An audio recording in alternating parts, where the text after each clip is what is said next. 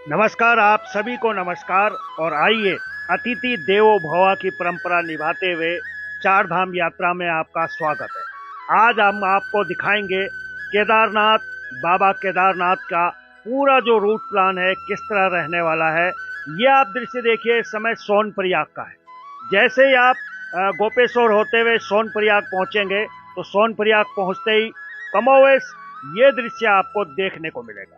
ये देखिएगा, यहाँ आपको खच्चर मिलेंगे, गाड़ियां मिलेंगी और सोनप्रयाग में आप गाड़ी को पार्क करके वहां से पैदल निकलेंगे और आगे आएंगे तो एक पुल पड़ेगा, बड़ा सा एक पुल है और वहां पुल तक आपको सामना करना पड़ेगा इन खच्चरों का।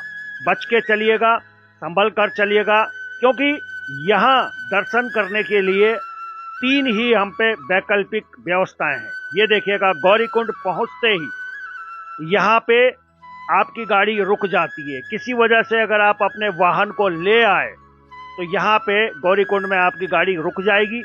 यहाँ से आगे ना तो टू व्हीलर जाता है ना फोर व्हीलर जाता है, और यहाँ से आगे अगर जाता है तो सिर्फ खच्चर जाता है या आपको पैदल ही जाना पड़ेगा। चलिए आगे बढ़ते हैं और क्या कुछ खास है। और गौरीकुंड जैसे ही आप पहुंचते हैं तो गौरीकुंड से पगडंडियां स्टार्ट हो जाती हैं, शुरुआत हो जाती है पगडंडियों। तो इन पगडंडियों पर जाने के दो ही तरीके हैं, या तो आप इन खच्चरों का इस्तेमाल करें या आप पैदल ही निकलें। तो लेकिन इस समय पैदल चलने वालों के लिए थोड़ी बहुत दिक्कत दे रहे हैं ये खच्चर, क्योंकि इनकी संख्या भी कम नहीं है।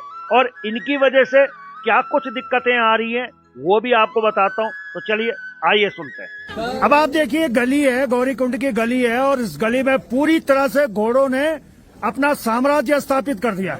या यूं कहूं कि घोड़ों ने गली को चलने लायक नहीं छोड़ा, या यूं कहूं कि घोड़ों वालों ने नहीं छोड़ा। तो कुल मिला के घोड़े ही घोड़े। करण अर्जुन फिल्म आई थी, काले घोड़े, लाल घोड़े, घोड़े ही घोड़े। पैदल चलने वाले दूर से वीडियो बना रहे, भाई गजब हो गया, इतने घोड़े।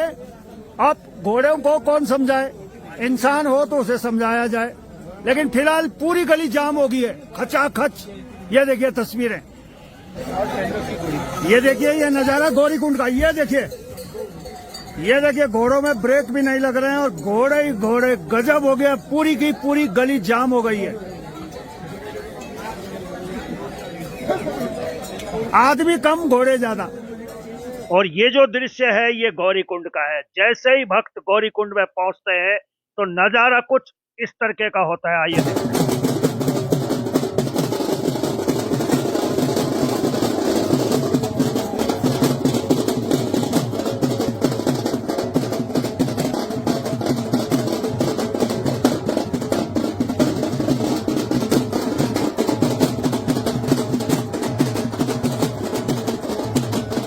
और जैसे जैसे रात बीतती है, हल्की बूंदाबांदी और बारिश का भी आपको यहाँ सामना करना पड़ सकता है।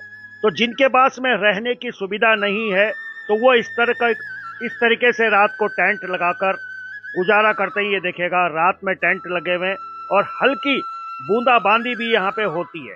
उसके बाद आगे बढ़ते हैं हम, सुबह होती है तो आगे बढ़ते हैं तो सामने चोटी पर बर्फ आपका इंतजार करती है और सुंदर अद्भुत नजारा आपको बताता है कि उत्तराखंड किसी स्विट्जरलैंड से कम नहीं है। ये देखिएगा आप, अगल बगल आपको बर्फ की बड़ी बड़ी शिलाएं मिल जाएंगी।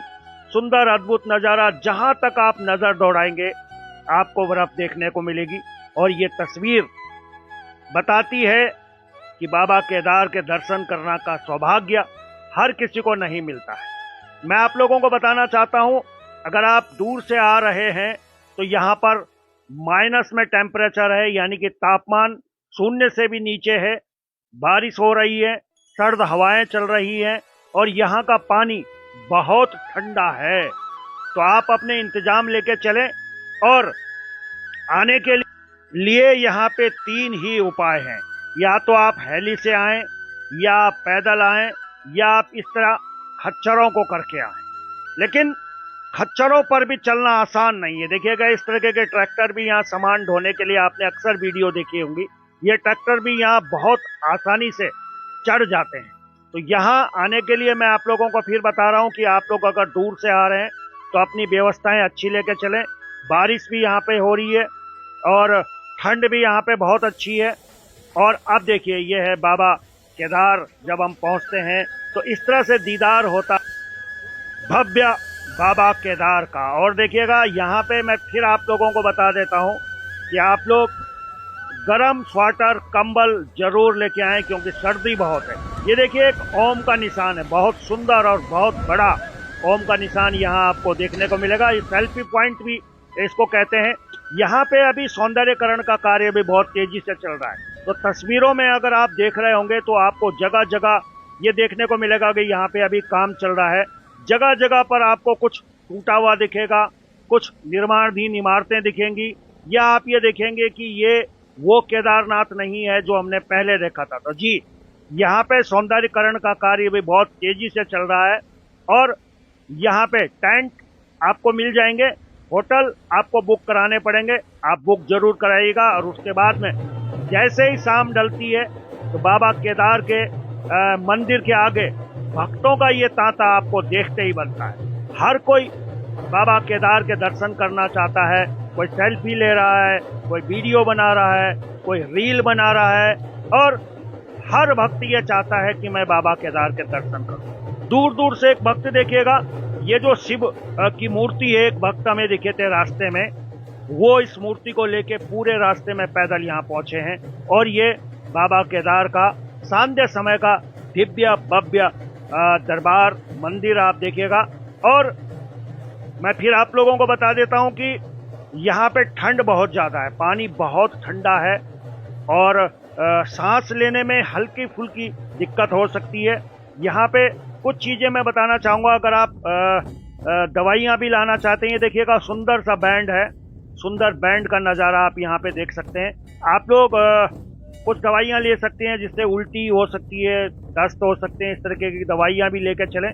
और ये पूरा दृश्य मैं आपको दिखा रहा हूँ। और साथ में ही आप लोगों से निवेदन भी करूंगा कि आप पहाड़ों में आइए, आपका स्वागत है। अतिथि देवो भव की हमारी परंपरा है, आप आइएगा।